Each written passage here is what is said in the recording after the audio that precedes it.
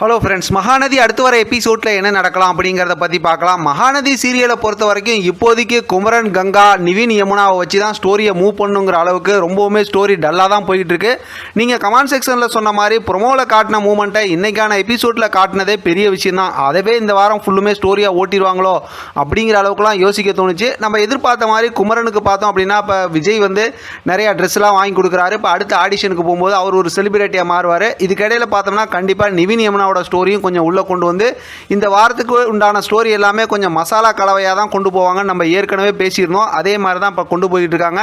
இடையில பார்த்தோம்னா mental group காவேரியை டார்ச்சர் பண்ணுறாங்கிற பேரில் ரொம்பவுமே இரிட்டேட் பண்ணிட்டு இருப்பாங்க. ஏன்னா காவேரியை பார்த்தோம்னா அதுவும் காவேரி கிட்ட வந்து இன்னைக்கான எபிசோடில் கூட ராகினி பேசும்போது ஃபோன் பண்ணிட்டு வாங்கும்போது பலாருன்னு காது மேலே ஒரு அறை விடலாமாங்கிற மாதிரி வந்துருச்சு. ஏன்னா அந்த அளவுக்கு இரிட்டேட் பண்ணிட்டு இருக்காங்க. இப்போ காவேரி பார்த்தோம் அப்படின்னா கங்கா கிட்ட பேசுவாங்க. நாளைக்கான எபிசோடில் பார்த்தோம்னா நான் இதுக்கப்புறமும் வந்து வெண்ணிலாவை கூட்டிகிட்டு வராமல் இருக்க மாட்டேன் அப்படிங்கிற மாதிரிலாம் சொல்லும்போது கங்கா பேசி காவேரிக்கு வந்து எல்லாத்தையும் புரிய வைப்பாங்க. அதனால் காவேரி அந்த தப்பான முடிவு எடுக்க மாட்டாங்க.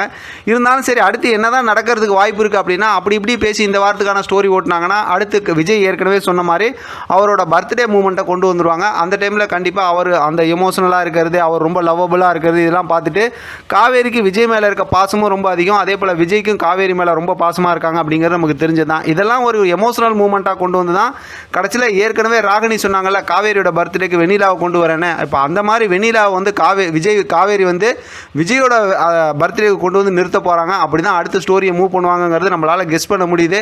ஆனாலும் சீரியலை நம்ப முடியாது. எப்படி வேணால் அவங்க எப்படி வேணால் ஸ்டோரியை மாற்றி தலைகளை கொண்டு போயிட்டு இருப்பாங்க. இப்போதைக்கு பார்த்தோம் அப்படின்னா ஸ்டோரியை பொறுத்த வரைக்கும் நிவின், யமுனா இந்த பக்கத்து பார்த்தோம்னா கங்கா, குமரன் இவங்களை வச்சு தான் ரொம்ப ஸ்ட்ராங்காக ஸ்டோரியை மூவ் பண்ணி கொண்டு போகக்கூடிய ஒரு சுச்சுவேஷனில் தான் இருக்க மாதிரி எனக்கு புரியுது.